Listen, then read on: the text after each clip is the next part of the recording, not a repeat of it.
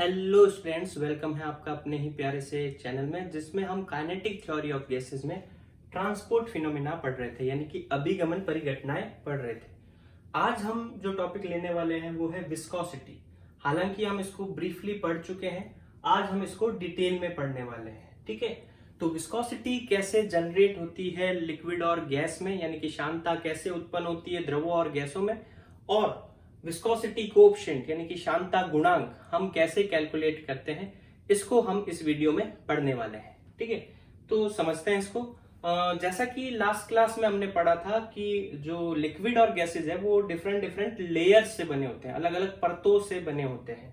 ठीक है, और ये लेयर इमेजिन कर सकते हैं ताश की गड्डी के रूप में। ये ताश के अलग अलग पत्ते हो गए, ये ताश की पूरी गड्डी हो गई। ठीक है, जिसमें जो इन लेयर्स की मूवमेंट होती है वो कुछ इस तरह से होती है। जो टॉप लेयर होती है उसकी वेलोसिटी सबसे ज्यादा होती है, इसलिए उसको एक बड़े एरो से शो किया है। जैसे जैसे हम नीचे जाते हैं वेलोसिटी डिक्रीज होती जाती है।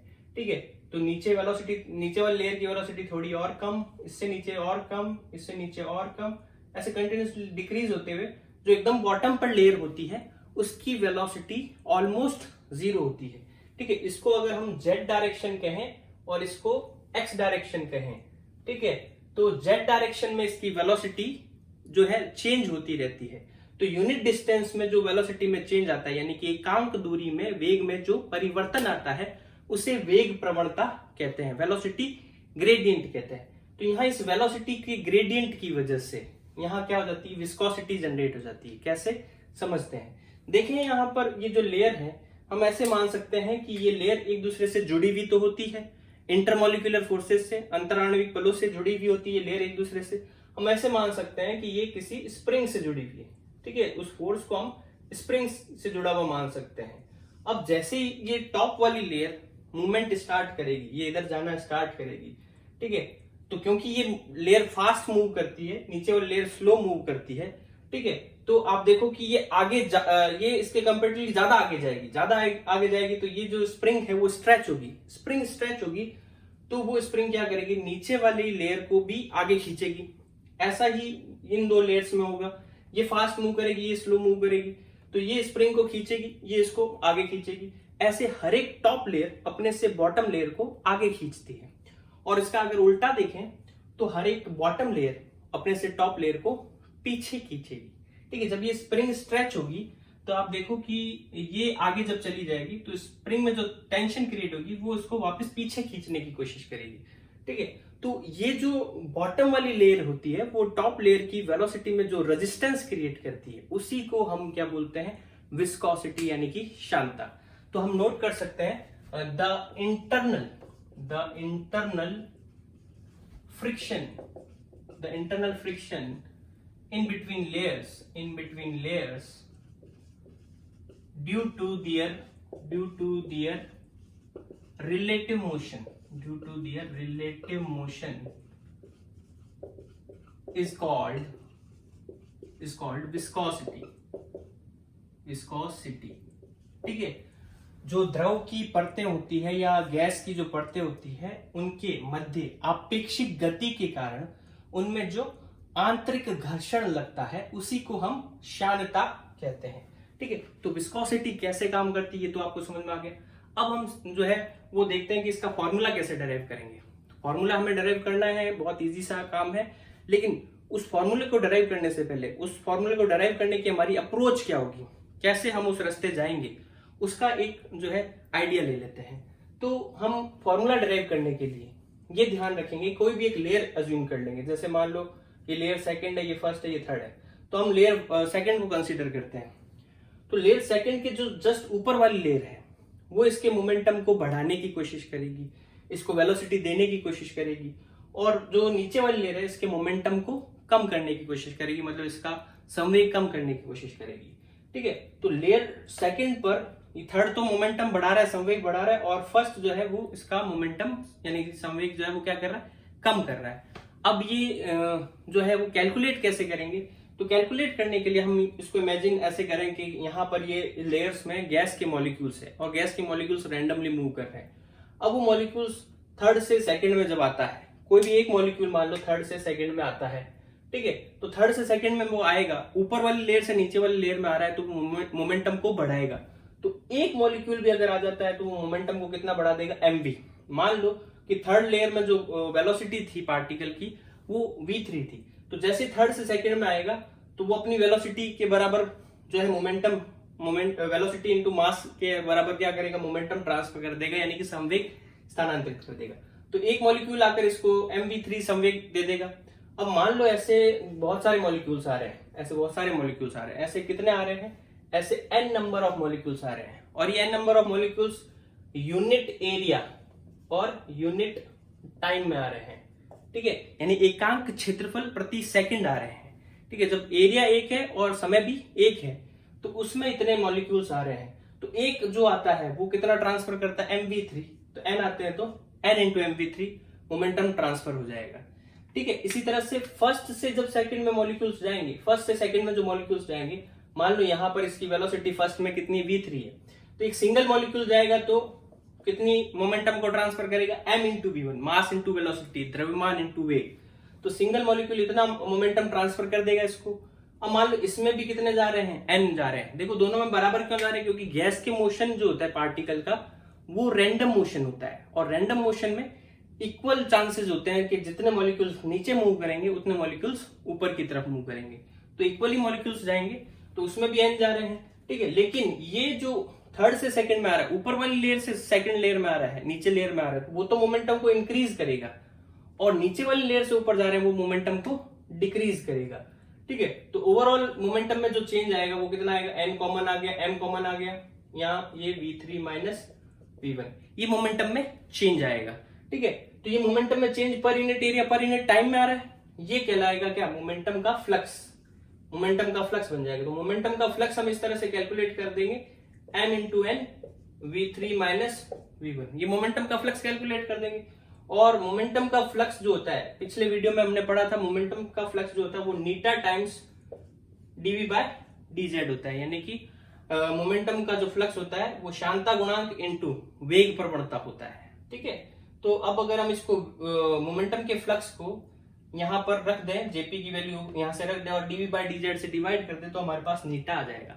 तो ये हमारी अप्रोच रहेगी, हमने नीटा का फॉर्मूला नहीं डेराइव किया, हम इस तरह से फॉर्मूला निकालेंगे, ठीक है। तो आइए, तो कोएफिशिएंट ऑफ विस्कोसिटी का फॉर्मूला निकालने के लिए, यानी कि शांता गुणांक का सूत्र निकालने के लिए हम एक सिचुएशन इमेजिन करते हैं, ठीक है। हमारे पास जो है लिक्विड या गैस की ये डिफरेंट लेयर्स है जो अलग अलग वेलोसिटी से मूव कर रही है, ठीक है। कोई फास्ट मूव कर रही है, कोई स्लो मूव कर रही है। हमें पता है टॉप वाली लेयर फास्ट होगी, जैसे जैसे नीचे जाएंगे वेलोसिटी कम होती जाएगी, ठीक है। तो हम इसमें क्या कर रहे हैं, किसी एक लेयर सेकंड को इमेजिन कर रहे हैं जो बॉटम से जेड हाइट पर है, ठीक है। उसकी वेलोसिटी कितनी है, vx है, ठीक है। अब उस लेयर के ऊपर, जस्ट ऊपर वाली जो लेयर है उसकी वेलोसिटी कितनी होगी और जस्ट नीचे वाली लेयर की वेलोसिटी कितनी होगी, वो हम कैलकुलेट करना चाहते हैं। तो पहले तो हम ये क्लियर कर लें कि जितनी भी लेयर्स है उनके बीच की डिस्टेंस जो होगी, वो डिस्टेंस जो है वो लेमडा के बराबर में होगी। यहाँ लेमडा क्या है, मीन फ्री पाथ है, वो लेमडा के बराबर में क्यों होगी, देखो लेयर्स में है डिफरेंट मॉलिक्यूल्स, वो मॉलिक्यूल्स जब एक लेयर से दूसरी लेयर में आते हैं तब वो एक दूसरे से टकराते हैं। तो दो टक्कर के बीच की जो डिस्टेंस होती है, जो दो सक्सेसिव कॉलिजन होती है उनके बीच की जो डिस्टेंस होती है वो कितनी होती है, लेमडा होती है। इसलिए लेयर के बीच की जो डिस्टेंस है वो कितनी है, लेमडा है, क्योंकि टक्कर फर्स्ट से सेकंड में आने पर होगी या सेकंड से थर्ड में आने पर होगी, तो उनकी जो डिस्टेंस है वो कितनी होगी, लेमडा होगी, ठीक है। यहाँ वेलोसिटी ग्रेडियंट जो है, मतलब जैसे जैसे हम ऊपर जा रहे हैं वेलोसिटी जो रेट ऑफ चेंज है with respect to Z, with respect to distance, तो वो कितनी होगी, dvx बाय dz, ये परिवर्तन की दर है, ठीक है। मतलब dz डिस्टेंस पर अगर हम जाते हैं, यहां से थोड़ा सा डिस्टेंस हम आगे और बढ़ाएं तो वेलोसिटी जो है वो dv अमाउंट से बढ़ जाती है, तो जो परिवर्तन की दर आएगी वो dvx बाय dz आएगी, ठीक है। अब अगर ये dz डिस्टेंस पर इतना चेंज होती है तो लैम्डा डिस्टेंस पर वेलोसिटी कितनी चेंज होगी और फर्स्ट की कितनी हो जाएगी और सेकंड की, थर्ड की कितनी हो जाएगी, वो वेलोसिटी हम कैलकुलेट करना चाहते हैं। तो इसको एक एग्जांपल से समझते हैं। मान लो आज के दिन में जो दाल की कीमत है वो है 100 रुपए, आज के दिन में दाल की कीमत है 100 रुपए, और हम ये कहते हैं कि पर डे दाल की कीमत 2 रुपए बढ़ रही है, पर डे दाल की कीमत 2 रुपए बढ़ रही है, तो आज से 5 दिन बाद दाल की कीमत कितनी होगी। तो आज 100 रुपए है, अगले दिन 2 रुपए और बढ़ जाएगी, फिर अगले दिन 2 रुपए और बढ़ जाएगी, अगले दिन 2 रुपए, तो 5 दिन में कितनी बढ़ जाएगी? 10 रुपए। ठीक है, तो वो हम कैसे निकालेंगे? भी बढ़ने की दर कितनी है? 2 को 5 से गुणा कर दिया। ठीक है, तो 10 रुपए और बढ़ जाएगी, 100 रुपए अभी है तो कितनी हो जाएगी? 110 हो जाएगी। ठीक है, 110 हो जाएगी। तो यहां पर भी कुछ ऐसा ही है, यहां हम कह रहे हैं वेलोसिटी vx है और वेलोसिटी की जो चेंज की रेट है वो कितनी है? dvx by dz। और हम एक लेयर से दूसरी लेयर तक जाते हैं तो कितनी डिस्टेंस कवर हो जाती है? लैम्डा। ठीक है, तो vx है, ये रेट ऑफ चेंज है, ये परिवर्तन की दर है, इसको हम लैम्डा से गुणा कर देंगे तो इतना टोटल चेंज आ जाएगा। उस चेंज को इसके साथ में जोड़ देंगे तो ये फाइनल वेलोसिटी हो जाएगी फर्स्ट वाली लेयर की। क्लियर हुई बात? ठीक है, तो फर्स्ट वाली लेयर की जो वेलोसिटी होगी, तो velocity of the layer first is vx plus lambda dvx by dz। इसी तरह से हम नीचे की तरफ जाते हैं तो वेलोसिटी डिक्रीज होती है, तो जितनी सेकंड की है उसमें से क्या कर देंगे? Lambda dvx by dz minus कर देंगे। तो ये हमारे पास जो है सेकंड लेयर से जस्ट ऊपर वाली लेयर की वेलोसिटी और जस्ट नीचे वाली लेयर की वेलोसिटी आ गई। अब मान लो कि लेयर फर्स्ट में से कोई मॉलिक्यूल मूव करता हुआ लेयर सेकंड में आता है और गैस के जितने भी मॉलिक्यूल्स हैं उन सब का मास जो है वो कितना है? स्मॉल m है। ठीक है, गैस के जितने भी अणु हैं उनका द्रव्यमान स्मॉल m है और एक लेयर फर्स्ट से एक कण लेयर सेकंड में आता है। ठीक है, तो लेयर फर्स्ट में जो पार्टिकल मूव कर रहे हैं वो किस वेलोसिटी से मूव कर रहे हैं? vx plus lambda dvx by dz से मूव कर रहे हैं। और वो पार्टिकल अगर नीचे आता है सेकंड लेयर में तो वो अपना सारा मोमेंटम इसको देगा। ठीक है, तो मोमेंटम कितना ट्रांसफर कर देगा वो एक पार्टिकल? m इंटू उसकी वेलोसिटी। तो वेलोसिटी कितनी है? vx plus lambda dvx by dz। तो इतना वो मोमेंटम ट्रांसफर कर देगा किसको? सेकंड लेयर को, एक पार्टिकल, एक मॉलिक्यूल। अब हम ये कैलकुलेट करना चाहते हैं कि कितने मॉलिक्यूल्स इसमें आते हैं per unit area per unit time में। ठीक है, एकांक क्षेत्रफल प्रति सेकंड कितने मॉलिक्यूल्स इधर फर्स्ट से सेकंड में आ रहे हैं। तो वो कैलकुलेट करने के लिए हम यहां पर क्या करते हैं कि एक सिलेंडर अज्यूम करते हैं, एक बेलन मानते हैं जिसका जो क्रॉस सेक्शनल एरिया अनुप्रस्थ काट का क्षेत्रफल वो कितना है? 1 है। 1 क्यों मान के चल रहे हैं? क्योंकि हमें यूनिट एरिया यूनिट टाइम में निकालना है मॉलिक्यूल्स, तो इसका एरिया हम 1 मान लेते हैं और इसकी जो हाइट है वो कितनी हो जाएगी? लैम्डा हो जाएगी। ठीक है, और हम ये मान लेते हैं कि यहां पर जो स्मॉल n है, स्मॉल n जो है वो क्या है? Number of molecules in unit volume, यानी कि एकांक आयतन में, पूरी गैस के एकांक आयतन में जो अणुओं की संख्या है वो है कितनी? n है। ठीक है, तो अकेले इस बेलन में कितने अणु होंगे? ठीक है, इस बेलन में कितने अणु होंगे वो हमें कैलकुलेट करने हैं। ठीक है, तो हम कह रहे हैं कि एकांक आयतन में, यूनिट वॉल्यूम में n है, स्मॉल n है। ठीक है, इस बेलन का आयतन कितना होगा? बेलन यानी सिलेंडर का वॉल्यूम होता है पाई आर स्क्वायर एच। ठीक है, तो यूनिट वॉल्यूम में n है तो इस बेलन में होंगे n into pi R square H. अब देखो पाई आर स्क्वायर क्या होता है? इसका एरिया। ठीक है, एरिया कितना दिया हुआ है? इसका 1 दिया हुआ है। h इसकी हाइट कितनी दे रखी है? हाइट इस बेलन की कितनी है? लैम्डा है। ठीक है, तो इस बेलन में मॉलिक्यूल्स कितने होंगे? n लैम्डा होंगे। ठीक है, एक मॉलिक्यूल कितना मोमेंटम ट्रांसफर कर रहा है? इतना। इस बेलन में कितने मॉलिक्यूल है? n लैम्डा है। क्लियर है यहां तक? तो हमने ये कैलकुलेट किया कि इस सिलेंडर में जो नंबर ऑफ मॉलिक्यूल्स होंगे वो n लैम्डा होंगे। n यहाँ पर एकांक आयतन में अणुओं की संख्या है, यानी कि number of molecules in unit volume, और जो लैम्डा है वो मीन फ्री पाथ है। तो इस सिलेंडर में n लैम्डा मॉलिक्यूल्स होंगे। अब देखो ये मॉलिक्यूल्स जो है, गैस हो लिक्विड हो, मॉलिक्यूल्स रैंडमली मूव करते हैं। तो रैंडम मूवमेंट में आप देखो कि हमारे पास x y z 3 कोऑर्डिनेट होते हैं। ठीक है, और -x, -y और -z उनके नेगेटिव कोऑर्डिनेट होते हैं। तो एक मॉलिक्यूल अगर रैंडम मूव करता है तो उसके पास में 6 मेजर डायरेक्शन होती है जिसमें वो मूव कर सकता है। +x डायरेक्शन में जा सकता है, -x डायरेक्शन में जा सकता है, +y में, -y में, +z में, -z में। तो उसके पास में 6 संभावनाएं हैं। उस 6 में से वो मॉलिक्यूल्स जो है सब में जो है इक्वली डिस्ट्रीब्यूट होंगे। मतलब यहाँ जितने भी मॉलिक्यूल्स होंगे वो जो है positive x, negative x, positive y, negative y, positive z, negative z, सब में इक्वली जाएंगे। ठीक है, तो टोटल नंबर ऑफ मॉलिक्यूल्स कितने? n लैम्डा है, और उनके पास में डायरेक्शंस कितनी मूव करने के लिए? 6। तो किसी एक पर्टिकुलर डायरेक्शन में, यानी कि 1 to 2 जाने वाले मॉलिक्यूल्स कितने होंगे? जो टोटल मॉलिक्यूल्स हैं n लैम्डा, उसमें 6 से डिवाइड कर देंगे। ठीक है। तो यहाँ पर यूनिट एरिया, क्योंकि यहाँ हमने सिलेंडर का जो एरिया माना है वो 1 माना है, तो पर यूनिट एरिया में कितने नंबर ऑफ मॉलिक्यूल्स फर्स्ट से सेकंड में ट्रांसफर होते हैं, जो है n lambda by 6 molecules transfer हो रहे हैं। ठीक है, अब आप देखो कि हमें नंबर ऑफ मॉलिक्यूल्स निकालने हैं per unit area per unit time में। तो अगर हम ये मान के चलें कि गैस के मॉलिक्यूल की जो स्पीड है, एवरेज स्पीड जो है वो c बार है, c के ऊपर बार लगा है तो एवरेज स्पीड को शो कर रहा है वो। ठीक है, तो उनकी एवरेज स्पीड अगर हमें पता है और ये डिस्टेंस हमें पता है कितनी है, लैम्डा है, तो फर्स्ट से 2 में आने में उनको टाइम कितना लगेगा, तो टाइम हमें पता है डिस्टेंस अपॉन स्पीड होता है। डिस्टेंस कितनी है, लैम्डा है, स्पीड कितनी है, c बार है। ठीक है, तो इतना टाइम लगता है। तो हम ये कैलकुलेट करना चाहते हैं कि यूनिट टाइम में कितने मॉलिक्यूल्स आ रहे हैं। ये n लैम्डा बाय 6 तो क्या आ रहा है, यूनिट एरिया में आ रहे हैं, यूनिट टाइम में कितने आ रहे हैं, तो ये यूनिट एरिया में टोटल आने वाले मॉलिक्यूल्स है। टाइम इसको लग रहा है लैम्डा बाय c बार, तो अगर हम टाइम से डिवाइड करते तो यूनिट टाइम में आ जाएंगे। तो हमने क्या किया, n लैम्डा बाय 6 को लैम्डा बाय c बार से डिवाइड कर दिया, तो लैम्डा से लैम्डा यहाँ पर क्या हो जाएगा, कट जाएगा, ये c बार ऊपर चला जाएगा, तो ये आ जाएगा nc बार बाय 6। तो ये नंबर ऑफ मॉलिक्यूल्स हो गए per unit area per unit time में लेयर फर्स्ट से सेकंड में आने वाले मॉलिक्यूल्स। क्लियर है यहाँ तक? तो देखो अब तक हमने कैलकुलेट कर लिया कि अगर लेयर फर्स्ट से लेयर सेकंड में एक मॉलिक्यूल आता है तो वो कितना मोमेंटम ट्रांसफर करेगा, मास इंटू उसकी वेलोसिटी, यानी द्रव्यमान इंटू उसका वेग। तो m इंटू फर्स्ट लेयर में जो मॉलिक्यूल है उसका वेग कितना है, vx plus lambda dvx by dz। ठीक है, तो एक मॉलिक्यूल इतना मोमेंटम ट्रांसफर करेगा।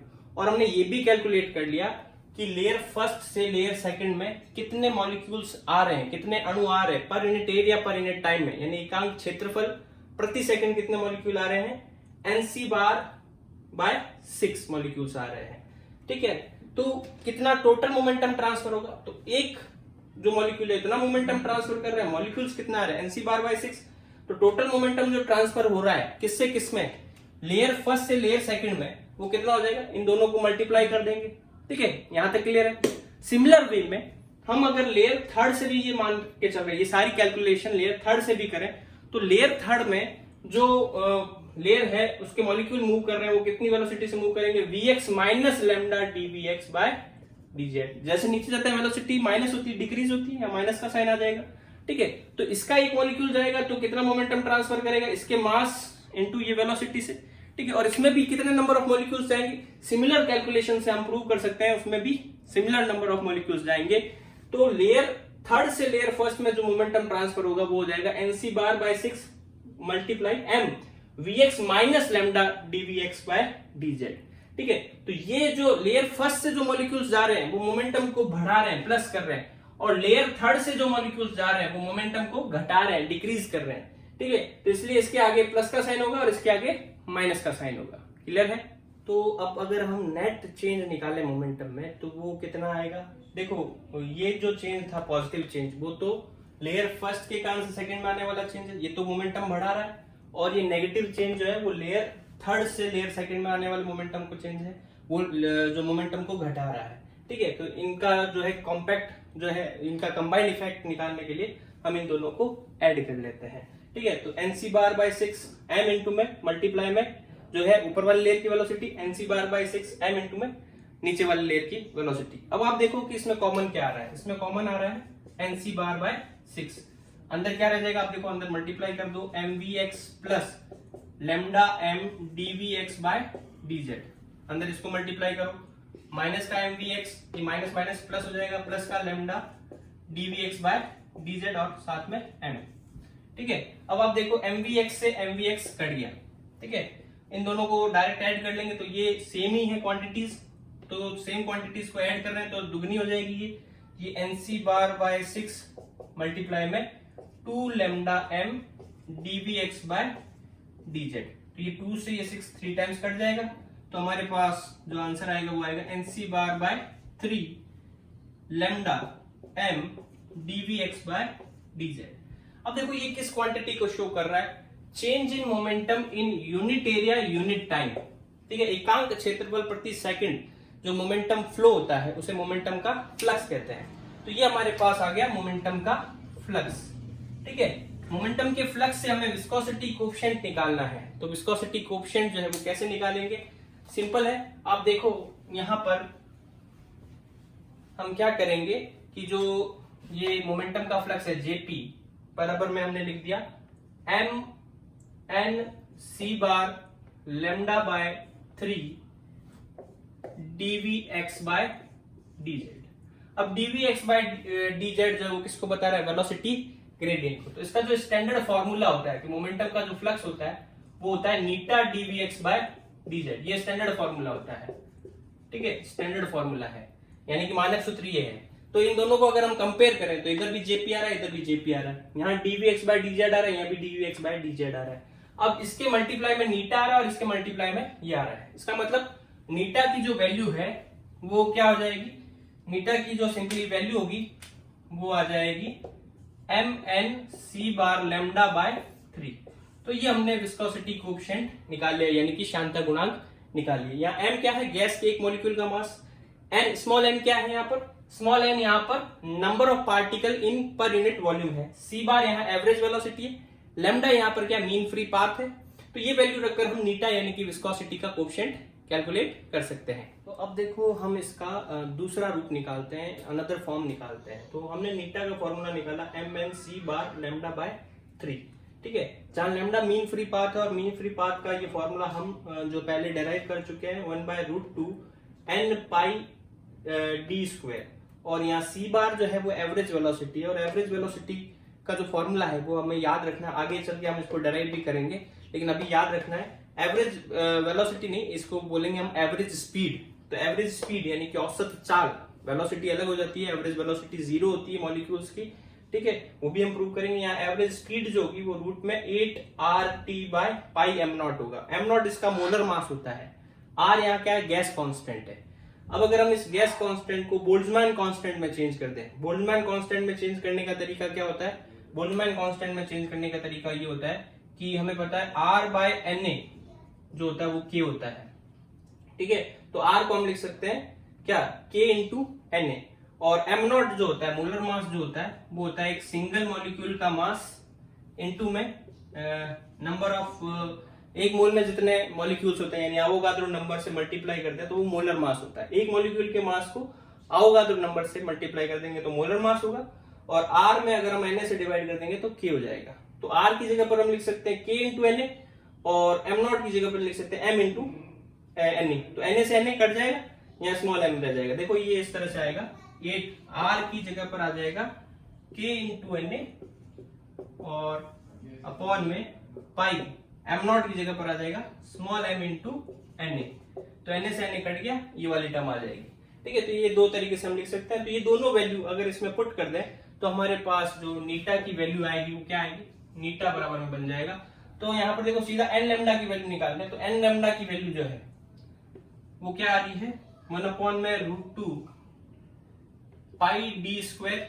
ये तो n लेमडा की वैल्यू आ गई, और फिर उसके बाद में सी बार की वैल्यू रख दें, ठीक है। और ये 3 तो पड़ा है ही, ठीक है, तो ये 3 पड़ा है, नीटा बराबर में 1/3√2 पाई डी स्क्वायर m। और हम यहाँ केवल सी बार की वैल्यू रख दें, तो सी बार की वैल्यू आ गई रूट में 8kT/πm।